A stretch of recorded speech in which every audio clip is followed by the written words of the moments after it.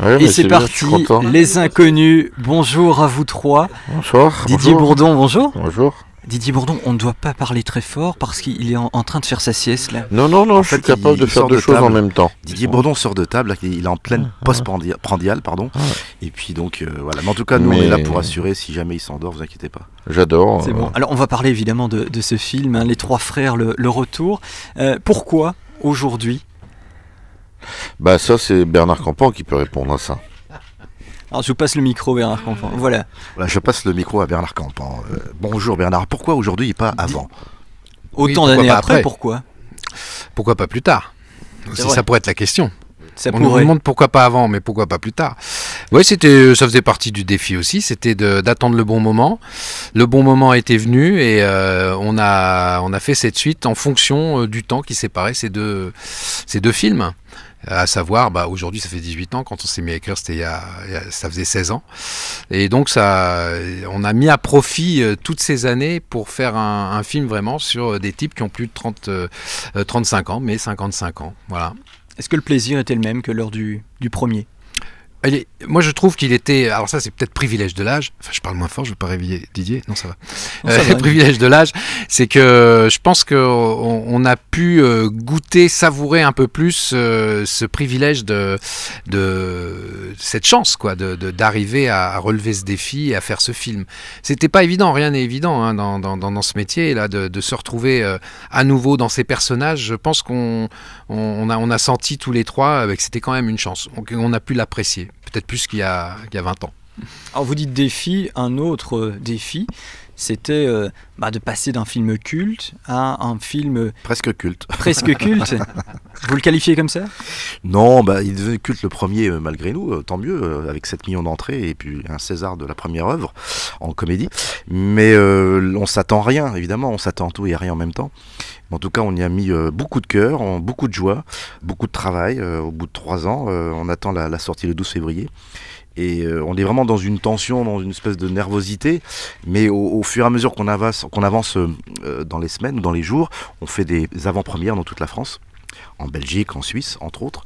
Et il se trouve que l'accueil est formidable. Donc on espère que ça va continuer. Alors les codes de ce nouveau film sont à peu près les mêmes hein, que pour le premier. C'est une recette qui continue qui est la bonne. C'est pas ça, c'est-à-dire que c'est vrai qu'à 3, il y a des énergies qui se retrouvent, hein, dans la mesure où on a des personnalités un peu complémentaires. Et donc l'histoire des 3 frères, c'est quand même l'histoire de 3 mythos, donc ça risque pas d'être une histoire de... C'est pas le loup de New York, hein, c'est plutôt les caniches de Paris. Donc oui, c'est un petit peu le même vecteur, c'est-à-dire ces 3 types qui sont très mythos, qui pensent réussir dans leur domaine et puis qui vont se retrouver très très vite dans la merde, mais ce qui va les sauver, c'est ce qui va les réunir, c'est-à-dire la famille, quoi. C'est un peu ça. Alors depuis 1985, vous avez eu des parcours différents, chacun d'entre vous. Le fait de refaire ce film, à vous trois, c'est une récréation ? Je trouve oui, bien sûr. Créatif. Oui, c'est très récréatif, évidemment. Oui, bien sûr. Sauf que c'est juste la promo qui est pas récréative. Épuisatif. c'est un travail.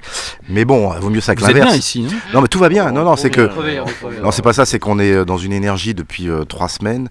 Dans une nostalgie énergétique. Dans une nostalgie. Nostalgie énergétique. Mais on est ravis. Vaut mieux ça que l'inverse. C'est formidable ce qui nous arrive. Donc, en fait, on sort de table, c'est pour ça. Mais non, mais tout va bien. Non, c'est vraiment super. On est en joie, même si ça se voit pas au premier regard, mais en tout cas, ça nous galvanise, toutes ces avant-premières pleines, mais à craquer, parce que d'habitude, moi j'ai déjà défendu des films où il y a une salle ou 2 maximum. Là, ça va jusqu'à 7 salles open, ouvertes. Donc ça, c'est... Quand on défend d'autres films, on fait une salle avec 7 personnes. Là, ah non, ça marche pas. Non, on fait 7 salles avec 1000 personnes. Non, c'est super. Hein. Le public là est au rendez-vous et nous donne beaucoup d'amour, quoi. C'est vachement affectif, c'est fort. Hein. Alors c'est intéressant, le public de vos avant-premières, le public de ce film, pour vous, ce sont les fans d'hier ou peut-être qu'il y a des nouveaux fans également ? La constatation est simple, hein. On arrive dans les salles, ça va de 7 ans, on a vu des enfants de 7 ans à 80 ans, donc c'est très très large. Alors évidemment, il y a un phénomène qui s'est produit pendant une dizaine d'années, pardon. C'est-à-dire que sur Internet, on a fédéré plus de 350 millions de vues sur tous nos sketchs. Donc évidemment, ça, c'est un vrai engouement qui s'est produit. Il y a une transmission par les parents. Et puis nos émissions de télé, nos spectacles, on a sillonné la France pendant des années. Donc il y a une espèce de, comment dirais-je, oui, il y a une fidélité qui s'est installée naturellement. Mais c'est génial. Et ça vous titille, alors qu'on a définitivement perdu Didier Bourdon, je pense. Non, pas du tout. Non, il se repose tranquillement. C'est la mauvaise heure pour lui. C'est les 3-8. C'est les 3-8. Est-ce que ça vous titille pour remonter peut-être sur scène ensemble, refaire des sketchs ou pas? Alors, ça nous a titillé au tout début, mais je vais le passer le micro à Didier dans 20 secondes. Vas-y, je te passe le micro, Didier. Eh oui, passe le roi à Didier Bourdon. Non, je voulais juste te dire que Pascal Légitimus répond très bien à cette question. Non, il se trouve qu'au début, avant de commencer l'écriture du film, on était parti pour faire un spectacle, effectivement. Non. Et on a vite opté pour le cinéma parce que c'est plus complexe, voilà, bref. Mais c'est vrai que je propose quelque chose à tous les auditeurs de Nostalgie. Si tous les auditeurs de Nostalgie vont voir le film, et je sais qu'il y en a beaucoup, peut-être qu'on va remonter sur scène. Ah bon? C'est un défi. C'est un défi, c'est un chantage presque. Faites attention. Affectif, bien sûr. C'est enregistré. Ah bah voilà, vous comptabiliserez tout ça.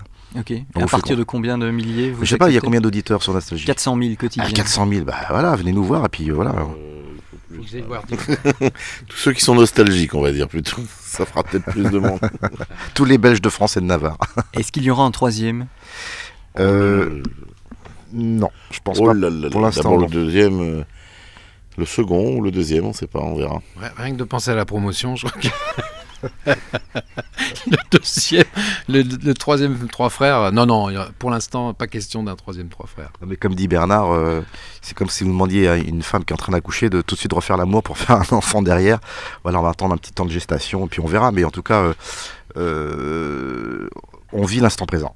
Alors, je reprends juste une question pour terminer. À l'inverse de tout à l'heure, est-ce que le fait de refaire un film à vous trois va vous servir ou vous desservir par rapport à votre carrière solo?